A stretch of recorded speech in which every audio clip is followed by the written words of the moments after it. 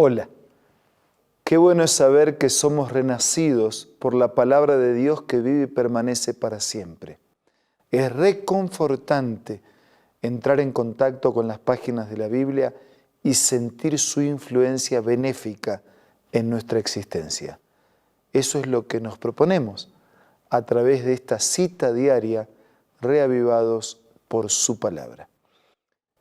Antes de dedicarnos a la lectura del capítulo de la Biblia que corresponde al día de hoy, Primera de Crónicas, capítulo 13, tengamos una oración pidiendo la bendición de Dios.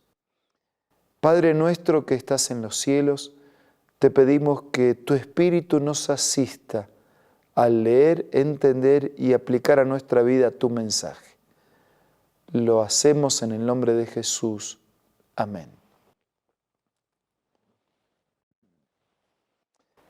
En Primera de Crónicas, capítulo 13, nos encontramos con un David que propone trasladar el arca a Jerusalén y con un incidente que se crea en relación a ese traslado. Dicen los primeros versículos, David consultó a los capitanes, a los jefes y a la asamblea. Si les parece bien y si es la voluntad de Dios nuestro Dios, enviaremos a todas partes por nuestros hermanos que han quedado en todas las tierras de Israel y por los sacerdotes y levitas que están con ellos en sus ciudades y ejidos para que se reúnan con nosotros. Paso, miren ustedes la actitud del rey, ¿no? Un rey que consulta a los capitanes, a los jefes y también al pueblo. Dice, si le parece bien a Dios, primero la consulta a Dios, si le parece bien a ustedes, podemos juntarnos entre todos. Trabaja por la unidad, trabaja por la familia. Para que eso ocurra, versículo 3, traigamos el arca de nuestro Dios junto a nosotros, porque desde el tiempo de Saúl no hemos hecho caso de ella. Si el arca era el lugar donde estaban los mandamientos de Dios y era el mueble visible de la presencia de Dios. Si estaban dispersos, si estaban abandonados, si estaban alejados, si estaban solos y necesitaban juntarse y necesitaban estar unidos y sostenerse unos a otros, Dios tenía que estar en el centro. El arca, el mueble que representaba visiblemente la presencia de Dios, pues contenía la palabra, la ley, los mandamientos de Dios, tenía que estar en el centro. Pero el arca resulta que estaba descuidada. Por haber estado descuidada el arca, estaba descuidada la unidad del pueblo. Por eso estaban dispersos. Porque Dios aglutina, porque Dios concentra, porque Dios reúne, porque Dios convoca. Y de paso, eso es lo que es la iglesia. La iglesia es la convocatoria de todos los hijos de Dios, de la familia de Dios, en un lugar, en un espacio, en un tiempo, para adorar, para estudiar la Biblia, para reconocer a Dios. Eso es la iglesia, es una santa convocatoria de Dios para estar con Dios. David entonces propone reunir a los que estaban dispersos y propone recuperar el arca que estaba dispersa, que también estaba desatendida, descuidada, que ni siquiera sabían bien dónde estaba. Dice el versículo 5 que David reunió a todo Israel, desde Sior de Egipto hasta la entrada de Hamat, para que trajeran el arca. El versículo 6 dice que subió David con todo Israel. El versículo 9 nos cuenta un incidente y hasta les va a resultar extraño. Cuando llegó a la era de Kidón, Usa extendió su mano hacia el arca para sostenerla, porque los bueyes tropezaban, y se encendió contra Usa el furor de Jehová, la justicia de Dios, la ira de Dios, y lo hirió porque había extendido su mano hacia el arca, y murió delante de todo. Una cosa que dice, pero ¿cómo Dios actúa así? ¿Dónde está el amor de Dios? Y de paso, ¿cómo si Usa lo que quiso hacer fue resguardar el arca para que no se caiga? Bueno, en realidad, aunque aparentemente quiso resguardar el arca para que no se caiga, en el fondo Usa cometió un pecado. ¿Y cuál fue el pecado de Usa? Fue la presunción. En lugar de fe y confianza, él presupone. Fue el apuro fue la irreverencia en el trato de las cosas sagradas, fue la desconfianza en el cuidado de Dios. Ese fue el pecado de Usa, no tocar o no tocar. El pecado de Usa fue ese, fue presunción en lugar de fe, fue apuro, fue irreverencia en el trato de las cosas sagradas, fue desconfianza en la palabra, en la promesa y en el cuidado de Dios. Y cada vez que vamos por ese camino, ese es un camino de destrucción y de muerte. Nosotros podríamos evaluar este incidente como una reacción apresurada de parte de Dios. Podríamos evaluar este incidente como un hecho exagerado y totalmente injusto. Podríamos comparar esta acción con tantas otras malas acciones, muchísimo más que la que este relato nos presenta, y decir que no estamos de acuerdo con el accionar de Dios o que dudamos del escrito bíblico. Pero la Biblia no solamente cuenta las victorias, los triunfos, también cuenta las derrotas, los fracasos, los errores, los pecados, para que aprendamos de esas situaciones. Si usted va al Nuevo Testamento va a encontrar un incidente distinto pero similar. Ananías y Zafira mintieron en relación a un uso de una propiedad y al destino de esa propiedad. Y dice que inmediatamente fueron alcanzados por la muerte. Parece también otra acción apresurada y exagerada de parte de Dios. ¿Cuántas personas mienten muchísimo más que esa mentira de Ananías y Zafira y tal vez no tienen una consecuencia tan extrema como un pago inmediato con su propia vida?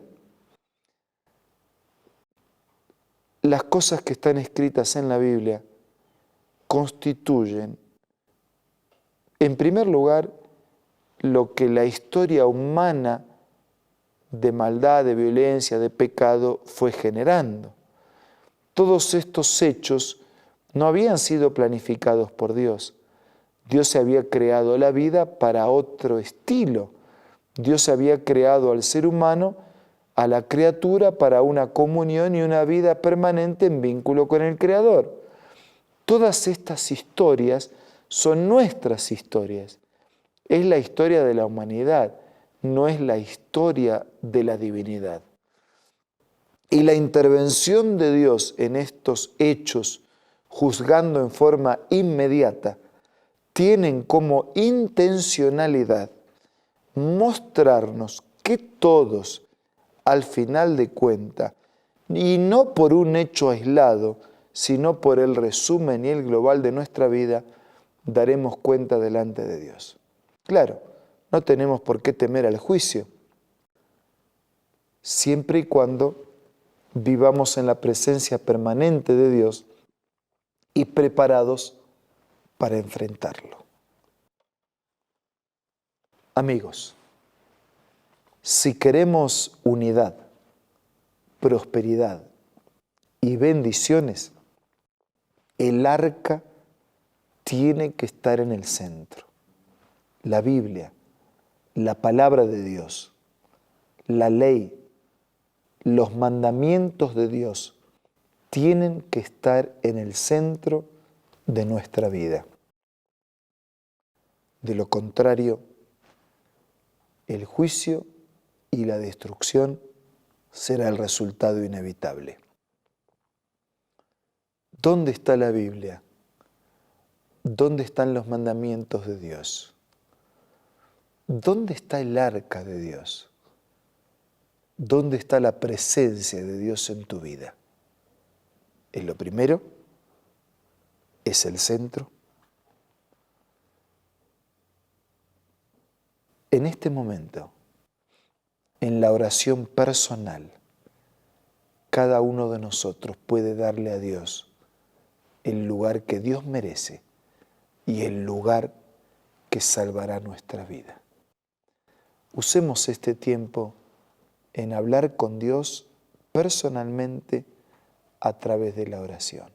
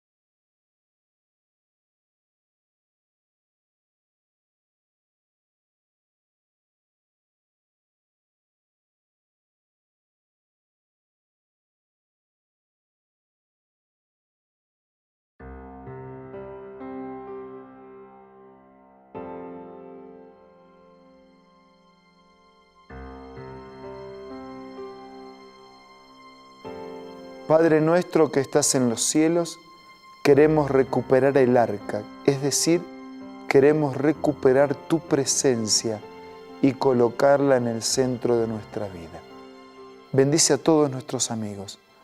Ayúdanos a ser reverentes con las cosas sagradas y a disfrutar de las bendiciones que recibimos de ti. Te pido y te agradezco todo en el nombre de Jesús. Amén.